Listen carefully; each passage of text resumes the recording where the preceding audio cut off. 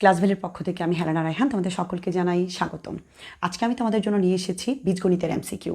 তুমি জাস্ট এই এমসিকিউটা 1 সেকেন্ডে করতে পারবে। জাস্ট 1 সেকেন্ড তুমি আমাকে সময় দিবে, আমি তোমাকে মানটা বলে দিব। চলো আমি এটার মান কত, ইভেন এটার মান কত আর এটা কার মান আমি তোমাকে 1 সেকেন্ডে বলে দিতে পারবো। এটার মান বের হবে x+1/x এর মান, এটার উত্তর হবে 3। এটা m+1/m এর মান বের হবে, এটার আনসার হবে √5। এটা b+1/b এর মান বের হবে 2√6 আনসার হবে। এটা x+1/x এর মান বের হবে, এটা 2। এটা বের হবে p-1/p এর মান, এটার আনসার হবে 4। এটা r+1/r এর মান √5 আনসার হবে। এটা বের হবে x+1/x এর মান, আনসার হবে √5। এটা p+1/p এর মান, আনসার হবে 2। এখন আমি কি এটা মুখস্থ করে তোমাকে বলছি? না, আমি প্রত্যেকটা 1 সেকেন্ডও তার থেকেও কম লাগছে, এত দ্রুত আমি আনসারগুলো বলতে পারছি। তুমিও পারবে, চলো আমি তোমাকে সেই টেকনিকটাই শিখিয়ে দিব। এটা টাইপ 1, আরও এমন 7টি টাইপ আছে। আমি খুব গুছিয়ে তোমাদের জন্য এই টাইপগুলো ইনশাল্লাহ ধীরে ধীরে নিয়ে আসার চেষ্টা করব। তোমরা যদি কমেন্টে জানাও যে হ্যাঁ আপু আমাদের দরকার, আমি তোমাদেরকে দেখিয়ে দিব, ঠিক আছে? আর আমি বলবো তোমার এমসিকিউ তো ঠিক আছে শিখবে, পাশাপাশি ওইটাও শিখে নিলা, কিন্তু এটা যদি তুমি এই ম্যাথটা করতে পারো তাহলে তোমার মানে যে সৃজনশীল আছে সৃজনশীলের কটাও তোমার সমাধান হয়ে যাবে। তো আমি বলবো টেকনিকটাও শিখবে, পাশাপাশি কিন্তু তুমি ম্যাথটাও শিখবে, ঠিক আছে, যাতে এটা তোমার পরবর্তীতে অ্যাপ্লাই করতে পারো, কাজে লাগে। আর আমি বলি এমসিকিউ শেখা মানে কিন্তু এমসিকিউর জন্য না, এমসিকিউ শেখা মানে হচ্ছে তুমি সৃজনশীলে খুব মানে তোমার ভিত খুব শক্ত হওয়া। যে এমসিকিউ খুব ভালো বোঝে সে সৃজনশীলটা মানে খুবই আনন্দের সাথে করতে পারে। তো চলো আমি কিভাবে সমাধান করব বা করবে তুমি দেখিয়ে দিচ্ছি। আমি 2-3টা ম্যাথ নিব তোমার জন্য এখান থেকে। চলো এই ম্যাথটি আগে নিচ্ছি এর। আমি এটার মান বলেছিলাম √5, আনসার বের মানে এটা মান বের হবে হচ্ছে m+1/m। তো চলো এটা কীভাবে করছি একটু দেখিয়ে দিই। m² minus √5m +1 = 0। এটা একটা নিলাম। আরেকটা ম্যাথ আমি নিতে চাই p² - 1 = 4p।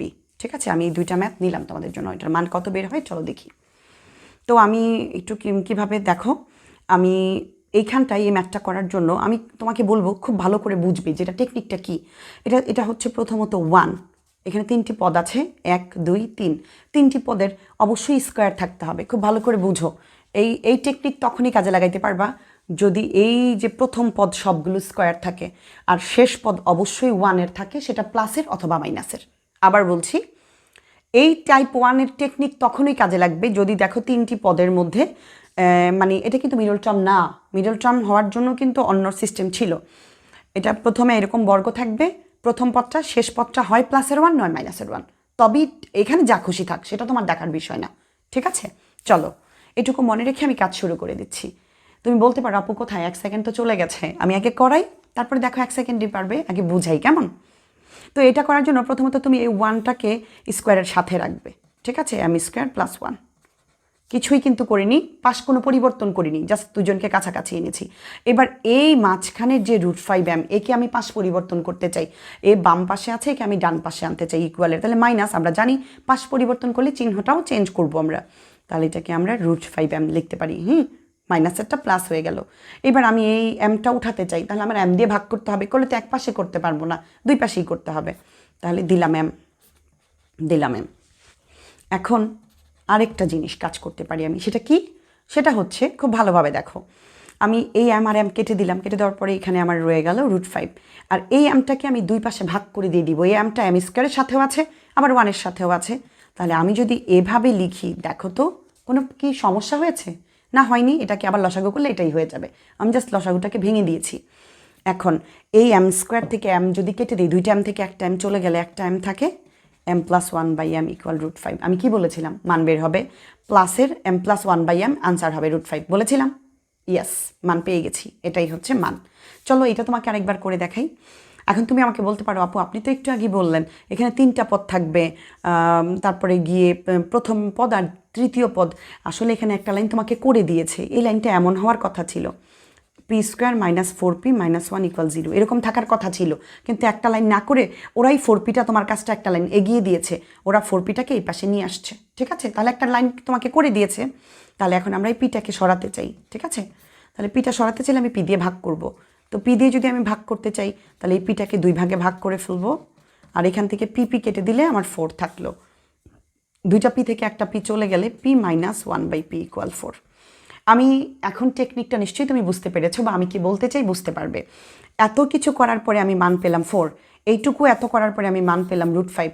তাহলে আমি তোমাকে যে টেকনিক বললাম সেই টেকনিকটা কি তুমি পাও নাই বলো?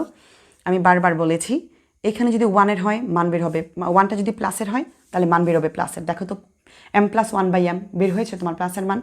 আমি বলেছি এইবার দেখো, এই যে আনসার হয়েছে √5, এই যে এটাকে তো আমি সরিয়ে ওই পাশে নিয়ে গেছি। এটা যদি যা থাকবে চিহ্নটা তার বিপরীত হবে, মাইনাস থাকলে ওই পাশে গেলে প্লাসের। তাহলে কি আমি বলতে পারি না, আমাকে যদি এটা দিয়ে বলে মানে MCQতে যে m+1/m এর মান কত, তোমার কি এটা খাতা কলম নিয়ে বসতে হবে? তুমি চোখের পলকে 1 সেকেন্ড লাগবে না, জাস্ট দেখেই বলবা √5 আনসার হবে, মাইনাসারটা ওই পাশে নিলে প্লাসের। তুমি চোখের পলকে b+1/b এর মান বের করতে বলবে, তুমি কি পারবে না?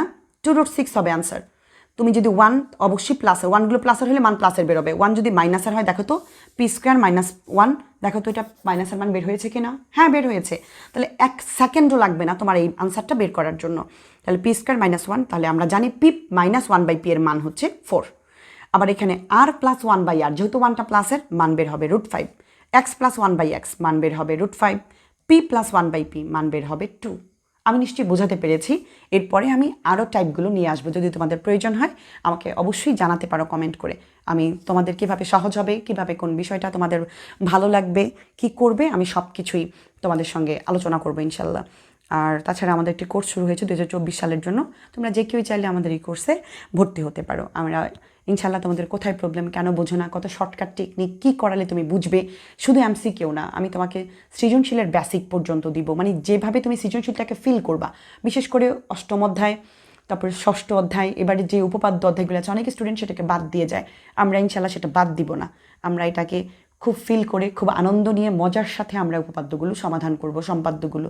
আমার বিশ্বাস আমি যদি করাই তাহলে তোমরা নির্দ্বিধায় মানে শুধু বিশ্বাস রাখবে, এ প্লাস তোমার হাতের মুঠোয় আসবে।